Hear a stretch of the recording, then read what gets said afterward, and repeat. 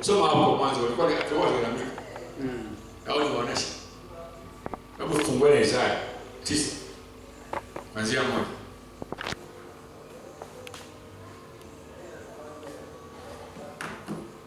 Just to give you an example ndio muweze kuelewa how to read the Bible.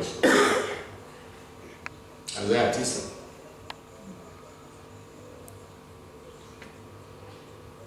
Kama Mungu ameipata, anaweza kunisaidia kuanzia tu 1 hadi 2. Hata hivyo hapata kuwepo huzuni tena kwa wale waliokuwa katika dhiki. Kwa hivyo kulikuwa kuna watu katika dhiki na watakuwa na huzuni tena. Wakati uliopita aliidhili nchi ya Zabuloni na nchi ya Naftali, lakini katika siku zijazo ataiheshimu Galilaya ya mataifa karibu na njia ya bahari kando ya Yordani. Watu wanaotembea katika giza wameona nuru kuu. Wale wanaoishi katika nchi ya uvuli wa mauti, nuru imewazukia. 3. Umelikuza taifa na kuzidisha furaha yao. Wanafurahia mbele zako kama watu wanavyofurahia wakati wa mavuno, kama watu wafurahivyo wagawanyapo nyara, kama vile siku ya kushindwa kwa Wamidiani. Umevunja nira iliyowalemea, ile gongo mabegani mwao na fimbo yake yeye aliyewaonea. Kila kiatu cha askari kilichotumiwa vitani na kila vazi lililovingirishwa katika damu vitawekwa kwa ajili ya kuchomwa. Vitakuwa kuni za kuwasha moto, kwa maana kwa ajili yetu mtoto atazaliwa. Kwa ajili yao mtoto atazaliwa. Ndio unaambiwa tokea pale. Lakini hapo juu tusoma wanapewa exhortation. Lakini yatokana na nini exhortation? Ukitaka kujua ukirudi hiyo 8. Alright? Ukisoma 8 sasa utaona vile inavyozungumzwa. Hiyo Isaya 8. Kisa 8. Ndio sasa tuanze ukianza 8 sasa. Tumesoma 9 sio? Ndio kufikia hiyo ahadi ambayo ni ahadi ya kuzaliwa kwa Yesu Kristo. Kulikuwa kuna mambo gani huku nyuma ambayo yametokea? Bwana akaniambia, chukua kopo kubwa juu yake kwa kalamu ya kawaida. Jina Maher Shalal Baz. Nami nitawaita kuhani Uria na Zakaria mwana wa Zebereke kama mashahidi wangu waaminifu. Kisha nikaenda kwa nabii mke, naye akapata mimba, akazaa mwana. Kisha Bwana akaniambia, mwite huyo mtoto Maher Shalal Baz. Kabla mtoto hajaweza kusema baba yangu au mama yangu, utajiri wa Dameski na nyara za Samaria zitachukuliwa na mfalme wa Ashuru. Yaani kwa asili za Mungu amewaachia utajiri wao uchukuliwe. Yes, ni kwamba wakati wote so ndio kutokea unabii ni kwamba mambo haya Mungu atayabadilisha, lakini nyinyi mko vibaya.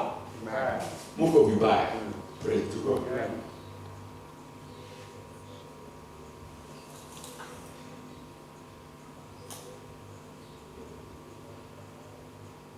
Zapo the Lord spake unto kusoma 5:6 nasema nini?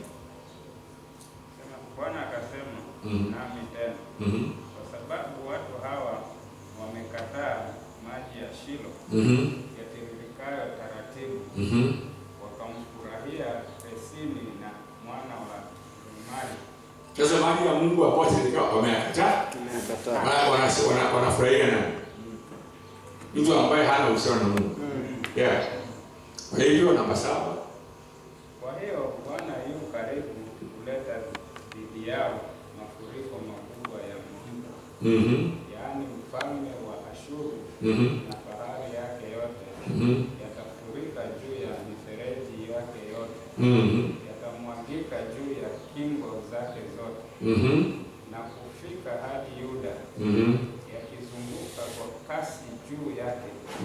Yakipita katikati ya yakifika hadi shingoni mabawa yake. Sasa tunaona Mungu anawaambia vile mambo yatakavyoharibikiwa. Alright. Sababu wacha niwaambie ulimwengu utazidi kuharibikiwa. Lakini kila mahali palipo na uharibikaji kuna ahadi. Yes. Alright. Sasa utashika uharibifu, utashika ahadi. Ahadi. Praise to God. Amen. Unashika ahadi unapatiwa exhortation. Kuambia kwa hivi, kwa hivi. Ukutazaliwa mwana mfalme ya. Lakini katika hapo wanaambiwa hiyo katika hiyo hadi kuna wengine tokana kwenye mafuriko yani utawala wa Syria ambao ni utawala ambao si wa Mungu, si ndio? So that's what the world is like. So but now your decision must be, please, I'm requesting, make your decision now to accept Jesus Christ as the person who has taken away your sin. Amen. All right? Amen. And agree kimwili wako kabisa na roho yako kwamba wewe Yesu Kristo amefanya kazi aliyokuwa amekuja kufanya. Amen. Praise to God. Amen. Na amemaliza. Nasema imekwisha pale msalabani. Si ndio? Lakini kazi ambayo ilikuwa imekuja kuendeleza wana wa Mungu wadhihirishwe yaendelea. Amen. Praise to God. Yes. Na kazi hiyo ya kudhihirisha wana wa Mungu wanadhihirishwa wakifanya ile kazi ambayo mzaliwa wa kwanza miongoni mwao alifanya. Amen. Alright? Amen.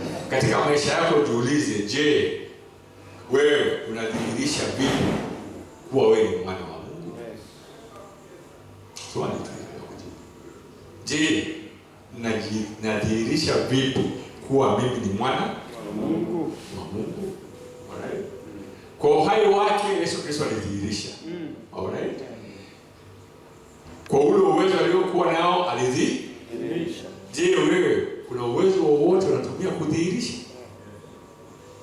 Okay? Je, wewe kuna chochote chako kinadhihirisha? Alright? Au wewe unakupokea ni wale wanasema tumtumie Mungu. Wewe ni wa kumtumia Mungu au ni wa kumtumikia Mungu?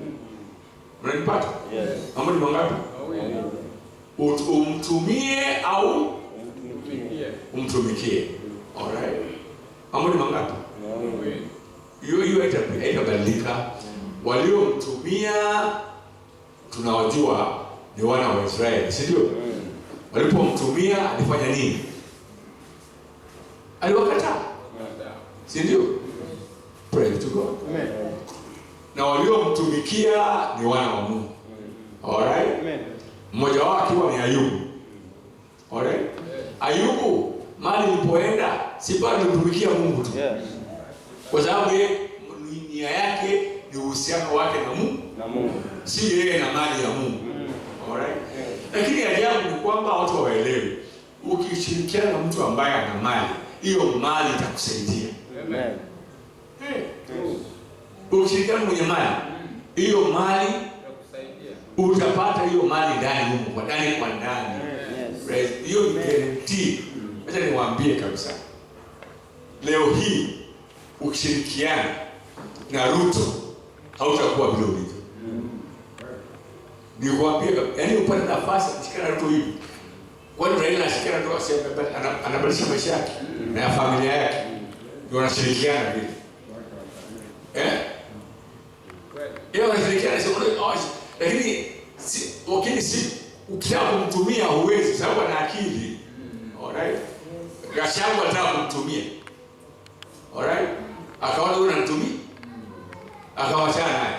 Lakini ukimtumikia utapata yale ambayo yanapatwa na wale wanataka kumtumia na zaidi. Praise to God. Amen. Kwa hiyo tubadilikeni jamani, tuache kuwa watumishi wa Mungu, tuanze kuwa watu kumtumikia Mungu.